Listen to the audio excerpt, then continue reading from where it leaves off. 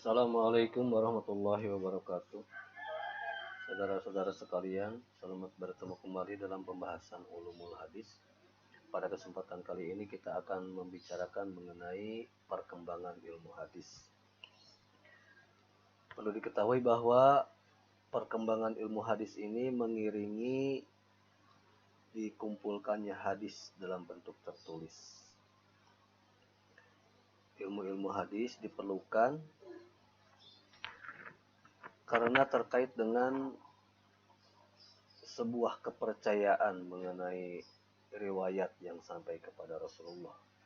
Sebagaimana kita maklumi bahwa apa yang disandarkan kepada Rasulullah itu merupakan sumber ajaran, oleh karenanya riwayat-riwayat yang dikumpulkan yang disandarkan kepada beliau perlu diteliti. Oleh karenanya ilmu-ilmu ini diperlukan untuk meyakinkan bahwa masing-masing periwayat itu misalnya terkait satu sama lain, lalu kemudian ditinjau dari sisi bagaimana kepribadian dari masing-masing periwayat, dari sisi kedobitan atau keadilannya. Kemudian bagaimana caranya mereka menerima riwayat-riwayat itu. Pada fase pertama penulisan hadis, yaitu awal abad kedua, seluruh riwayat ditampung atau dituliskan, dikumpulkan dalam sebuah kodifikasi, dan ternyata di dalam kumpulan riwayat-riwayat tersebut tercampur antara hadis-hadis yang bersumber dari Rasulullah, juga ada fatwa-fatwa yang bersumber kepada sahabat dan tabi'in. Dan semakin panjangnya interval waktu antara kenabian dengan penulisan terhadap hadis, tentunya muncul berbagai hal terkait dengan gangguan terhadap keotentikan dari hadis-hadis Rasulullah tersebut. Di antaranya yang sudah kita tahu adalah adanya upaya-upaya pemalsuan hadis seiring dengan terjadinya perpecahan di dalam kehidupan umat Islam. Dan untuk apa kemudian ilmu-ilmu terkait dengan hadis ini digunakan? Ilmu-ilmu tersebut digunakan karena di antara riwayat-riwayat hadis itu ada yang memang benar-benar dapat diyakinkan bahwa ini berasal dari Rasulullah. Dan riwayat-riwayat itu dikemukakan umumnya dari generasi ke generasi disampaikan melalui jumlah orang yang banyak. Itu yang kita kenal sebagai hadis mutawatir. Dari mulai sahabat, ada beberapa sahabat yang meriwayatkan hadis yang sama. Dan ketika para sahabat itu menjadi guru-guru dari tabi'in, tentunya kemudian hadis-hadis itu semakin banyak pula yang meriwayatkannya. Oleh karenanya, hadis-hadis klasifikasi mutawatir, di mana diriwayatkan dengan jumlah orang yang banyak dan tidak mungkin mereka berdusta, kemudian adanya keseimbangan jumlah tersebut dari generasi ke generasi, dan yang menerimanya bukan karena cenah, tapi karena tangkapan panca indera masing-masing, dilihat secara kasat mata apa yang dilakukan oleh Rasulullah atau apa yang disampaikan oleh sahabat kepada tabi'in, juga didengar sendiri. Nah, itu kriteria seperti itu ketika dimiliki jumlah orang yang banyak dari satu generasi ke generasi berikutnya, maka riwayat-riwayat mengenai Rasulullah ini tidak disangsikan lagi kebenarannya dan secara otomatis dapat diterima sebagai sumber ajaran. Namun demikian, jumlah hadis dalam klasifikasi mutawatir ini sedikit. Justru yang lebih banyak itu adalah hadis yang diriwayatkan dengan jumlah periwayat ahad. Hal ini bisa karena misalnya saksi pertama terkait dengan apa yang diucapkan atau dilakukan oleh Rasulullah itu sudah tidak ada, misalnya para sahabatnya sudah tidak ada, dan belum sempat kemudian meriwayatkan kepada para tabi'in. Oleh karenanya kemudian eh, pada generasi berikutnya eh, riwayat-riwayat mengenai Rasulullah ini hanya dimiliki oleh sejumlah orang sahabat, demikian pula tabi'in, dan jumlah itu belum memenuhi kriteria sebagai hadis mutawatir. Hadis ahad atau hadis yang berklasifikasi ahad itu dikategorikan sebagai hadis yang masyhur, di mana jumlah sahabat yang meriwayatkan hadis ini ada sejumlah orang, tapi belum memenuhi kriteria mutawatir. Kemudian ketika para sahabat tersebut mengajarkan kepada para tabi'in, maka sejumlah tabi'in yang berguru kepada masing-masing sahabat tentunya membuat riwayat itu menjadi mutawatir. Hanya saja tadi di kalangan sahabatnya kemudian hanya sejumlah sahabat saja yang meriwayatkan hadis yang bersangkutan. Itu kategori masyhur. Dan ada yang tidak masyhur, yaitu hadis yang periwayatnya kurang atau sekitar 2 orang di semua tingkatan, dari mulai tingkatan sahabat, tabi'in dan sebagainya.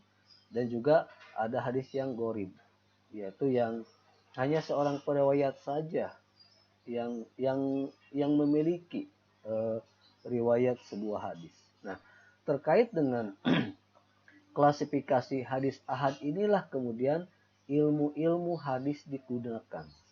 Ilmu-ilmu hadis digunakan untuk meyakinkan bahwa hadis-hadis yang diterima dengan jumlah periwayat yang ahad itu benar-benar otentik sehingga bisa dikatakan sebagai hadis sahih, atau misalnya kriterianya tidak otentik, bisa jadi hadis hasan maupun justru hadisnya menjadi hadis yang lemah.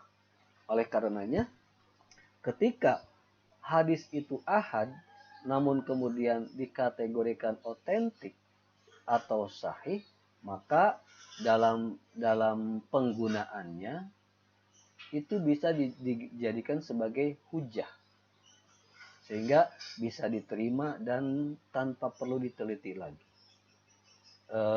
Hadis mutawatir sudah pasti otentik, sudah pasti sahih, dan hadis ahad yang kategori sahih kemudian disamakan dengan hadis mutawatir di dalam penggunaannya sebagai hujah.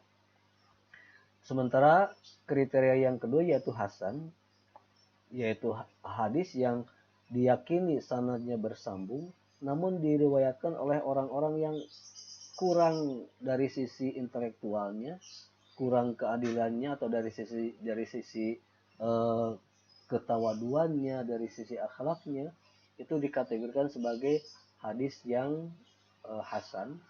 Dan ada juga hadis yang dhaif, hadis yang diriwayatkan oleh orang-orang yang lemah dari sisi intelektual dan akhlaknya, juga hadis tersebut mengandung keterputusan sanad. Artinya antara satu generasi ke generasi berikutnya tidak nyambung atau ketersambungannya diragukan.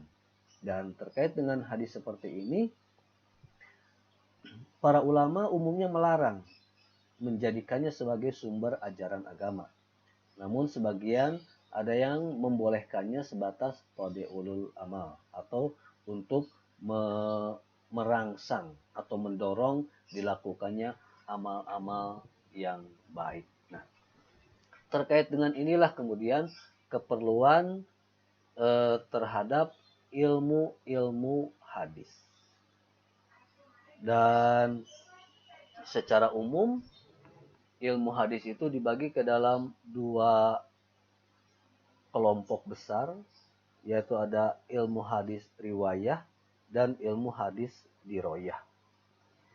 Ilmu hadis riwayah titik tekannya adalah membahas mengenai orang-orang atau para narator atau para perawi hadis, dari sisi hafalannya, dari sisi sifat-sifatnya atau keadilannya, dan dari sisi ketersambungan sanad atau eh, adanya kaitan antara satu periwayat dengan periwayat lain, misalnya hubungannya sebagai guru, hubungannya sebagai teman dan lain sebagainya, itu dikaji melalui ilmu hadis riwayah. Ilmu ini dilakukan atau digunakan untuk mengetahui cara-cara penukilan atau pemeliharaan atau pembukuan dan penyampaian hadis. Objek kajiannya adalah cara-cara penukilan atau pemeliharaan hadis, kemudian tujuannya untuk menghindari kekeliruan atau kesalahan di dalam penukilan sumber asli. Sementara yang kedua adalah ilmu hadis diroyah, yaitu yang membahas makna-makna yang dipahami dari lafaz-lafaz hadis dan tujuan-tujuannya dengan bersandar kepada kaidah-kaidah bahasa. Dalam hal ini, misalnya yang dikajinya terkait dengan apa yang diungkapkan oleh seorang perawi. Misalnya, perawi yang menyaksikan langsung tentang sebuah kejadian, dia akan mengatakan, saya melihat bla bla bla bla, seperti itu. Atau saya mendengar Rasulullah berkata seperti ini. Itu akan berbeda ketika dia tidak mendengar atau menyaksikan langsung sebuah peristiwa. Dia bisa mengatakan, dikatakan kepada si Anu, misalnya seperti itu. Atau menurut saya hadis ini, menurut saya hal ini berkaitan dengan, nah itu menjadi sebuah penafsiran. Artinya dia tidak melihat langsung atau tidak mendengar langsung tentang apa yang terjadi dari sumber-sumber yang diriwayatkannya. Oleh karenanya, yang menjadi objek kajian dari ilmu hadis riwayah adalah berupa kualitas atau kuantitas sanad dan matan hadis. Jadi yang dikaji bukan tidak sekedar apa yang dipersepsi oleh seorang periwayat, tapi apa yang dikatakannya atau apa yang dimuatnya. Itu yang disebut dengan matan hadis. Apakah kata-kata seperti ini kemudian layak dikatakan sebagai kata-kata Rasulullah, atau misalnya apakah kata-kata ini sudah terungkap pada masa Rasul terkait dengan perkembangan bahasa, itu menjadi bagian dari objek kajian ilmu hadis diroyah. Tujuan dari ilmu ini adalah untuk mengetahui kaidah-kaidah yang digunakan dalam penentuan kualitas hadis, sehingga dapat dihasilkan nilai keontentikan dari hadis itu sebagai hujah. Dan ilmu hadis diroyah ini merupakan timbangan untuk dapat menerima hadis atau tidaknya, sehingga kemudian ketika penelitian hadis berdasarkan kajian diroyah itu bisa dikatakan otentik atau tidaknya, baru kemudian hadis mengenai riwayah itu dilakukan. Nah, dari dua kelompok besar tentang ilmu-ilmu hadis ini, kemudian berkembang cabang-cabang ilmu lainnya terkait dengan spesifikasi apa yang menjadi bahan kajian. Ada ilmu yang khusus untuk mengkaji tentang diri pribadi para periwayat secara umum, yang disebut dengan ilmu rijalul hadis. Ada yang mencoba untuk meneliti secara lebih detail tentang siapa-siapa yang kemudian riwayatnya dapat diterima, atau siapa-siapa yang tidak dapat diterima kemudian dibandingkan, yaitu jarh wa ta'dil, untuk melihat apakah ada kejanggalan-kejanggalan dari para periwayat itu dan lain sebagainya.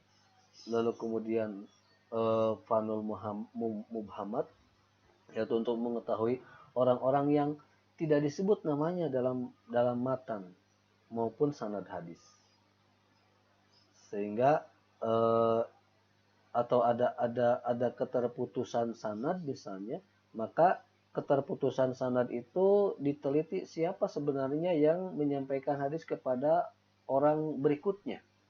Itu dikaji di dalam sebuah kajian yang disebut Fanul Mubhamat.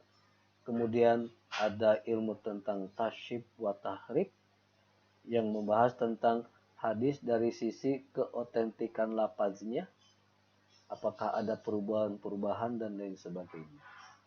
Berikutnya kemudian cabang-cabang ilmu hadis yang lain, ada ilmu ilalul hadis, yaitu untuk meneliti tentang hal-hal yang kecacatan-kecacatan yang tersembunyi. Dan hal ini melakukan penelitian yang sangat seksama karena banyak ulama yang mengatakan bahwa sulit sekali kemudian untuk mengetahui tentang adanya sisi-sisi kecacatan dari sebuah riwayat. Namun kemudian para ulama sudah melakukan hal itu untuk kemudian dapat menghasilkan hadis-hadis yang dapat dipertanggungjawabkan. Ada ilmu goribil hadis, menerangkan tentang sebuah kalimat yang sukar untuk dipahami. Dan ini kemudian dijelaskan oleh para ulama terkait dengan pemaknaan bahasa Arab yang digunakan di dalam hadis-hadis tersebut. Di samping itu kemudian, di samping meneliti tentang keotentikan dari sebuah riwayat, ilmu-ilmu selanjutnya berkembang terkait dengan latar belakang. Misalnya kenapa hadis ini diungkapkan, sehingga melalui pemahaman terhadap asbabul wurud atau sebab-sebab hadis ini diungkapkan, bisa jadi sebuah hadis itu sahih, tapi kemudian hadis itu belum tentu bisa diterapkan atau belum tentu bisa diamalkan terkait dengan karena sebab-sebabnya tidak terkait dengan katakanlah masalah-masalah yang dihadapi oleh umat. Atau misalnya sebab-sebabnya ternyata terkait dengan kondisi yang hanya berlaku pada masa Rasulullah. Misalnya ada hadis Rasul yang mengatakan bahwa celakalah sebuah kaum ketika mengangkat pemimpinnya dari kalangan perempuan. Misalnya seperti itu. Nah, hadis ini terkait dengan sebab-sebab tertentu. Karena ada kaum yang kemudian mengangkat perempuan tertentu dan kemudian Nabi mengatakan hal seperti itu. Tidak kemudian serta-merta diterapkan, apalagi pada saat hari ini kita memasuki masa-masa pilkada misalnya. Hadis ini tidak cocok untuk diterapkan pada masa-masa sekarang karena hari ini perempuan-perempuan modern atau perempuan-perempuan yang ada saat ini yang kemudian layak untuk dijadikan sebagai pemimpin atau kepala daerah atau bahkan pemimpin sebuah bangsa itu tidak bisa serta-merta disamakan dengan perempuan yang disebut di dalam hadis Rasulullah tadi. Itu terkait dengan asbabul wurud atau sebab-sebab turunnya hadis. Di samping itu kemudian ada hadis-hadis yang memiliki muatan hukum yang berbeda antara satu dengan lainnya. Maka hadis-hadis tersebut kemudian dilihat mana yang lebih dahulu diungkapkan oleh Rasulullah, mana yang terkemudian. Yang diungkapkan terkemudian itu dikategorikan sebagai hadis yang menghapus keberlakuan hukum-hukum yang diungkapkan dalam hadis sebelumnya. Misalnya Rasul pernah mengungkapkan bahwa berziarah itu dilarang bagi umatnya, berziarah ke kuburan. Namun dalam kesempatan yang lain Rasul mengatakan membolehkan para ahli waris misalnya atau sanak famili untuk berziarah ke makam para leluhurnya. Dan hal ini terkait dengan kondisi-kondisi yang ada pada umat. Sehingga kemudian dalam penerapan hadis-hadis seperti ini, maka kondisi-kondisi yang ada di dalam umat Islam pun saat ini harus dilihat. Mana yang kemudian perlu diungkapkan hadisnya terkait dengan peristiwa-peristiwa yang terjadi, mana yang kemudian diganti dengan hadis-hadis yang lain. Misalnya ketika marak di tempat kita, katakanlah orang-orang yang justru datang ke kuburan itu untuk melakukan ritual-ritual yang dapat memusyrikan mereka, maka hadis-hadis yang melarang tentang berziarah kubur itu yang layak untuk diterapkan. Sedangkan ketika masyarakat sudah sadar bahwa berziarah ke kubur itu bukan untuk hal-hal yang sifatnya ritual dalam pengertian menjadikan suci orang-orang yang dikubur, tapi sebatas untuk menghadirkan kesadaran tentang akan adanya kematian bagi setiap orang, atau perenungan tentang bagaimana orang-orang besar itu berkiprah di dalam kehidupan sehingga kemudian diperingati, katakanlah hari kematiannya, untuk dapat dijadikan sebagai teladan. Maka kita tidak layak kemudian mengungkapkan hadis-hadis yang terkait dengan pelarangan untuk ziarah kubur. Nah, itu bagian-bagian dari cabang-cabang ilmu hadis, dan sebagian dari cabang-cabang ilmu hadis ini menjadi bagian topik yang insya Allah setelah ujian tengah semester menjadi topik-topik untuk dibicarakan atau dikaji di dalam kelompok diskusi. Itu saja barangkali saudara-saudara sekalian secara ringkas mengenai ilmu-ilmu hadis yang tadi diklasifikasikan ke dalam dua kategori besar, yaitu ilmu riwayah dan ilmu diroyah. Dan ilmu-ilmu ini adalah ilmu-ilmu yang digunakan para ulama untuk menganalisis atau mengkritisi sebuah riwayat. Tujuannya agar didapati keyakinan bahwa riwayat itu benar-benar otentik atau sahih, sehingga kemudian layak untuk dijadikan sebagai sandaran di dalam beragama atau di dalam melaksanakan ajaran-ajaran Islam. Demikian yang dapat disampaikan. Mohon maaf atas segala kekurangannya. Billahi taufiq wal hidayah. Wassalamualaikum warahmatullahi wabarakatuh.